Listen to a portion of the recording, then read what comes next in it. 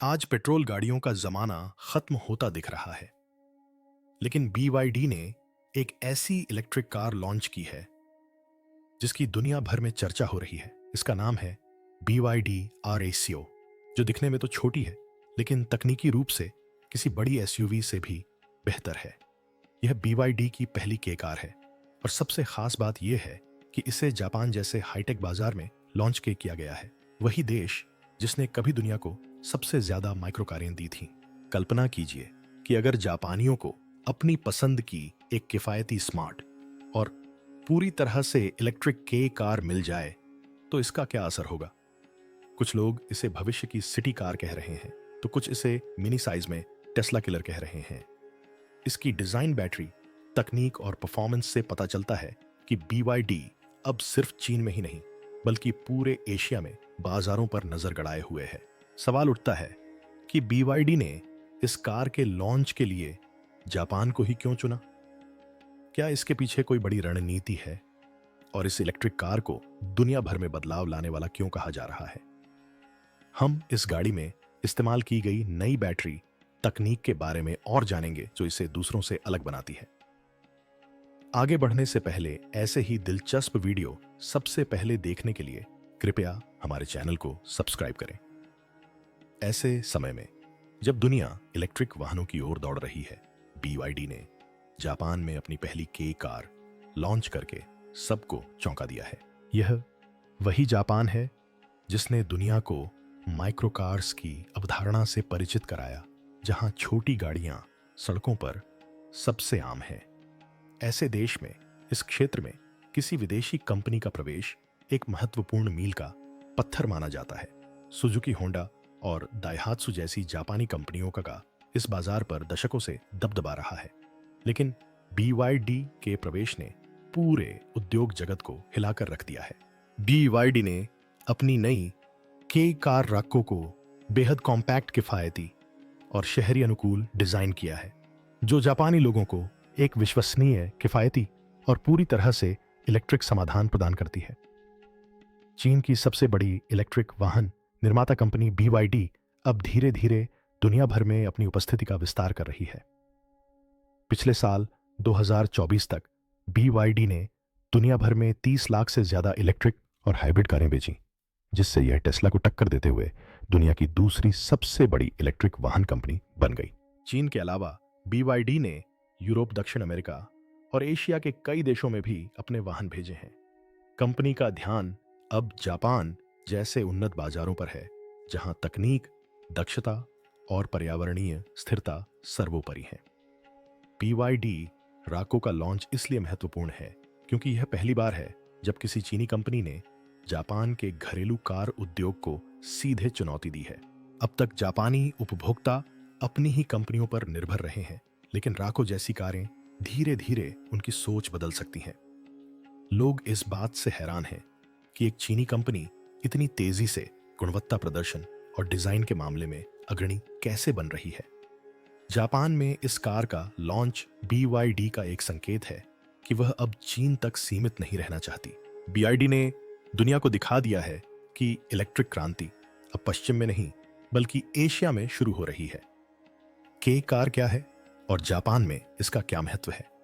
अगर आप जापान की सड़कों पर घूमें तो आपको बहुत कम बड़ी गाड़ियां और छोटी प्यारी गाड़ियां ही नजर आएंगी। इन्हें के कार कहा जाता है। अब सवाल उठता है कि ये के कारें क्या हैं और जापान में ये इतनी महत्वपूर्ण क्यों हैं? के कारें दरअसल हल्के वाहन होते हैं। ये आकार में छोटे होते हैं, इनकी इंजन क्षमता सीमित होती है और इन्हें भीड़ भाड़ वाली सड़कों और छोटी पार्किंग जगहों पर आसानी से चलने के लिए डिजाइन किया गया है। जापानी सी बापू या योवा। जापानी सरकार ने कई दशक पहले शहरों के लिए उपयुक्त, किफायती, हल्के और ईंधन कुशल वाहन उपलब्ध कराने के लिए इस श्रेणी की शुरुआत की थी। आदि क्या है? जापान सीमित जमीन और विशाल जनसंख्या वाला देश है। हर घर के बाहर बड़ी गाड़ियां पार्क करना मुश्किल है। सरकार ने एक कानून बनाया है जिसके तहत अगर आपके पास कार है तो आपको पार्किंग की जगह का प्रमाण देना होगा। कल्पना कीजिए, इतने सीमित स्थान वाले देश में छोटी गाड़ियां सबसे समझदार विकल्प बन जाती हैं। यही कारण है कि के कारें जापान में रोजमर्रा की जिंदगी का हिस्सा बन गई हैं।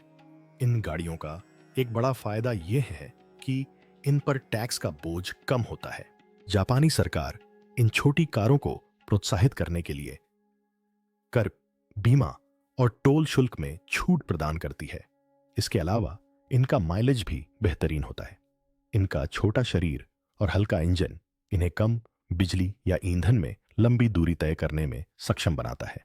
शहरों में इन्हें चलाना इतना आसान है कि नए ड्राइवर भी इन्हें आसानी से चला सकते हैं।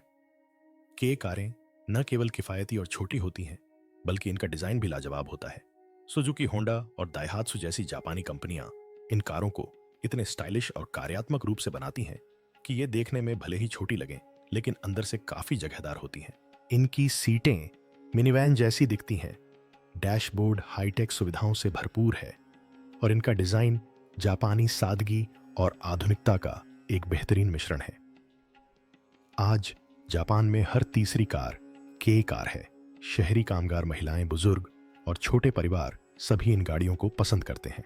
वजह साफ है, इन्हें चलाना आसान है, पार्क करना आसान है और इनका रखरखाव भी सस्ता है। इसके अलावा जब दुनिया भर में पेट्रोल और डीजल की कीमतें बढ़ी, तब भी जापानी के कारें उन्हें अपने खर्चों को नियंत्रण में रखने में मदद करती रहीं। अब जब इलेक्ट्रिक वाहनों का युग शुरू हो गया है, तो यह अवधारणा एक नए रूप में वापसी कर रही है। BYD जैसी कंपनियां जापानी लोगों को वही सुविधाएं प्रदान करने के लिए इलेक्ट्रिक केज कार विकसित कर रही हैं, जिनका वे पहले से ही आनंद ले रहे हैं, लेकिन बिना किसी प्रदूषण के। यही कारण है कि BYD RACO जैसी कारें जापानियों के लिए आकर्षण का केंद्र बन रही हैं। के कारें जापानी संस्कृति का एक अहम हिस्सा हैं। ये सिर्फ गाड़ियां नहीं, बल्कि एक दर्शन है। सादगी, सुविधा और बुद्धिमत्ता का दर्शन। जापानी मानते हैं कि जिंदगी में सबसे जरूरी चीजें बड़ी नहीं, बल्कि सही आकार और कार्यक्षमता होनी चाहिए। यह दर्शन उनकी गाड़ियों में झलकता है और शायद यही वजह है कि जब कोई विदेशी कंपनी जापान में के कार लॉन्च करती है, तो उसे सिर्फ एक उत्पाद नहीं, बल्कि एक परंपरा को अपनाना होता है। BYD RACO का डिजाइन और आकार। पहली नजर में BYD RACO कोई साधारण कार नहीं लगती। इसका डिजाइन जापानी पसंद के हिसाब से सावधानी से तैयार किया गया है। यह छोटी जरूर है, लेकिन स्टाइलिश और भविष्यवादी एहसास देती है। गोल किनारों और चिकनी रेखाओं वाली इसकी बॉडी न केवल आकर्षक दिखती है, बल्कि हवा का प्रवाह भी कम करती है, जिससे यह एक बेहतरीन एरोडायनामिक डिजाइन बन जाती है। आगे की LED लाइटें पतली और तीखी हैं, जो इसे एक आधुनिक रूप देती हैं। पहिए छोटे लेकिन मजबूत हैं, जिससे शहर की तंग सड़कों और मोड़ों पर इसे चलाना आसान हो जाता है। पीछे की तरफ एक लाइट बार है, जो कार की पूरी चौड़ाई में फैली हुई है, जिससे यह रात में भी सबसे अलग दिखती है। अंदर से BYD ने इसके इंटीरियर को बेहद उपयोगकर्ता अनुकूल बनाया है। सीटें छोटी लेकिन बेहद आरामदायक हैं और इस आकार की कार के लिए पीछे की तरफ जगह भी अच्छी है। डैशबोर्ड पर सब कुछ सरल और समझने में आसान है, ताकि गाड़ी चलाते समय ध्यान भटकने से बचा जा सके। बीच में BYD का सिग्नेचर टच स्क्रीन है, जो नेविगेशन, म्यूजिक और क्लाइमेट कंट्रोल जैसे सभी फीचर्स को एक ही जगह पर समेटे हुए हैं। स्टीयरिंग हल्का है और इलेक्ट्रॉनिक्स इतने स्मूथ हैं कि इसे चलाना किसी इलेक्ट्रिक स्कूटर जितना आसान लगता है। आंतरिक प्रकाश व्यवस्था और रंग योजना भी जापान के न्यूनतम और स्वच्छ डिजाइन को ध्यान में रखकर डिजाइन की गई है। शक्ति और प्रदर्शन के मामले में यह कार की आकार में भले ही छोटी हो, लेकिन शक्तिशाली है। इसमें BYD की नई कॉम्पैक्ट इलेक्ट्रिक मोटर लगी है, जो लगभग 45 से 55 किलोवाट की शक्ति उत्पन्न करती है, जो लगभग 60 से 70 हॉर्स पावर के बराबर है, जो इस आकार की कार के लिए पर्याप्त है। इसकी अधिकतम गति लगभग 120 किलोमीटर प्रति घंटा है, जो शहर में इस्तेमाल के लिए एकदम सही है। रेंज के मामले में भी यह कार बेजोड़ है।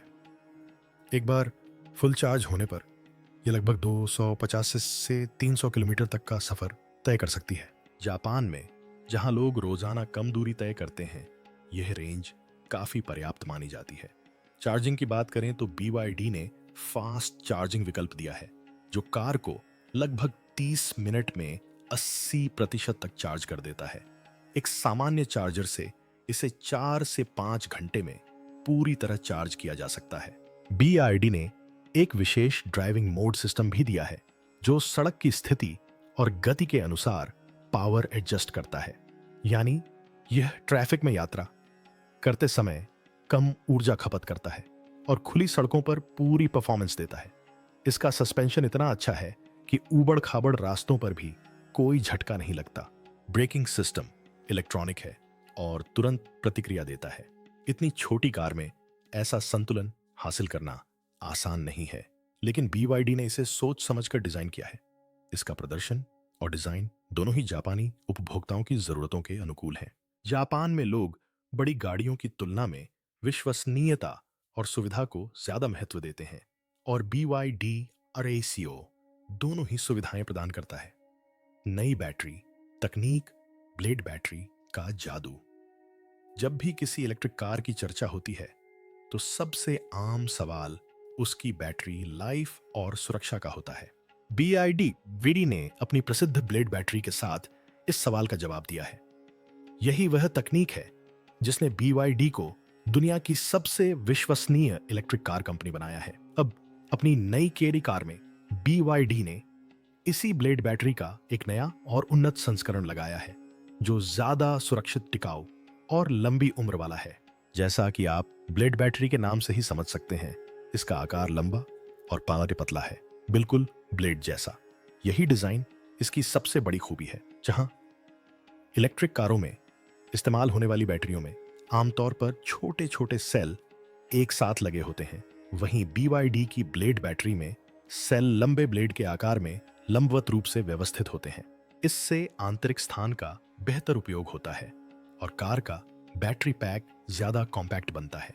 यानी एक ही आकार में ज्यादा ऊर्जा संग्रहित होती है, जिससे कार की रेंज भी बढ़ जाती है। सबसे खास बात यह है कि BYD ने ब्लेड बैटरी में लिथियम आयरन फॉस्फेट का इस्तेमाल किया है। इस पदार्थ की खासियत यह है कि यह ज्यादा गर्म नहीं होता और किसी भी परिस्थिति में आग लगने की संभावना बहुत कम होती है। हमने अक्सर सुना है कि कुछ इलेक्ट्रिक कारों की बैटरियां ज्यादा गर्म होकर आग पकड़ लेती हैं, लेकिन BYD की ब्लेड बैटरी इस समस्या को लगभग खत्म कर देती है। कंपनी ने इसके परीक्षण के लिए बेहद खतरनाक प्रयोग किए, जिसमें बैटरी में छेद करना, उसे दबाना और यहां तक कि उसे आग के संपर्क में लाना भी शामिल था। फिर भी यह कभी नहीं फटी। इसीलिए इसे दुनिया की सबसे सुरक्षित बैटरी कहा जाता है। अब टिकाऊपन की बात करें तो यह बैटरी कम से कम 8 से 10 साल तक आराम से चल सकती है।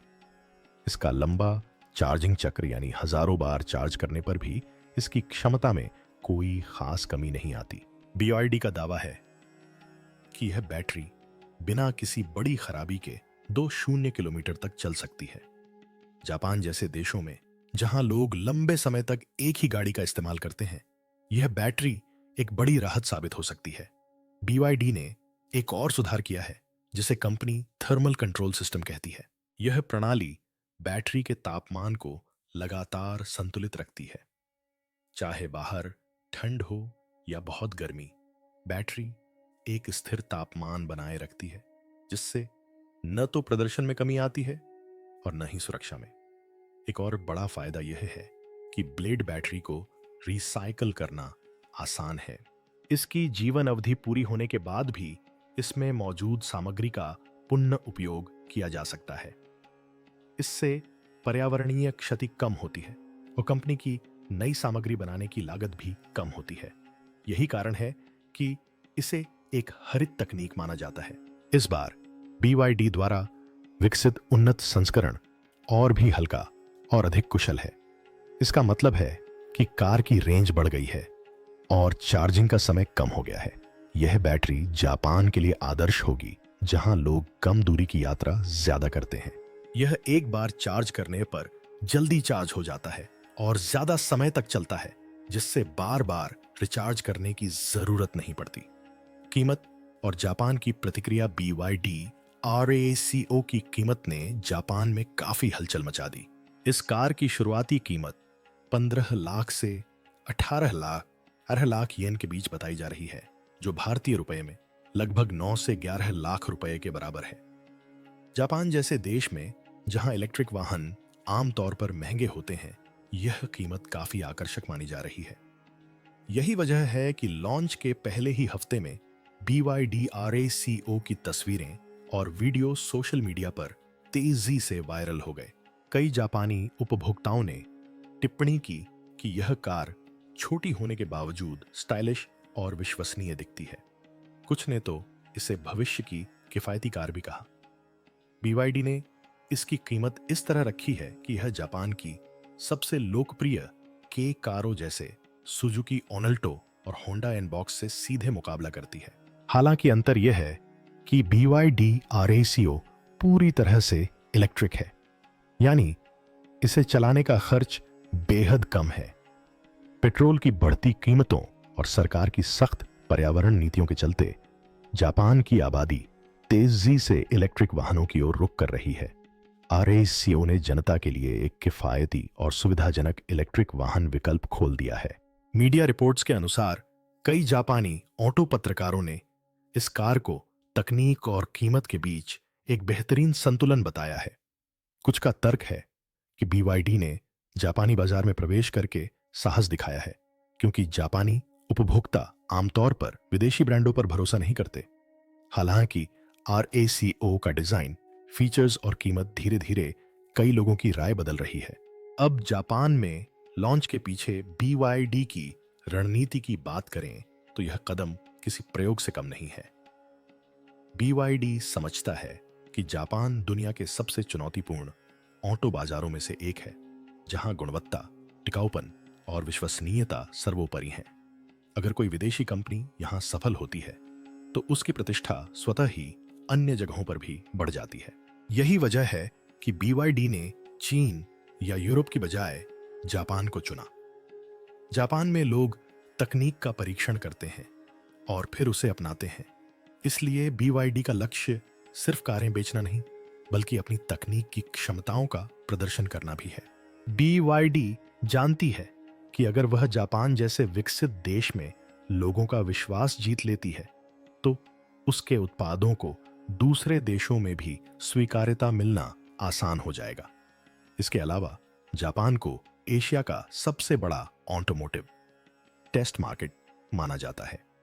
ग्राहकों के अनुभव और प्रतिक्रिया BYD को अपने आगामी मॉडलों को और बेहतर बनाने में मदद करेगी। एक और वजह ब्रांड इमेज है। अब तक जापान में चीनी कारों को गंभीरता से नहीं लिया जाता था, लेकिन BYD इस धारणा को बदलना चाहता है। वह यह दिखाना चाहता है कि चीन अब सिर्फ सस्ते सामान बनाने वाला देश नहीं है, बल्कि तकनीक और नवाचार में भी अग्रणी है। BYD की ब्लेड बैटरी, रेंज और डिजाइन इसका प्रमाण है।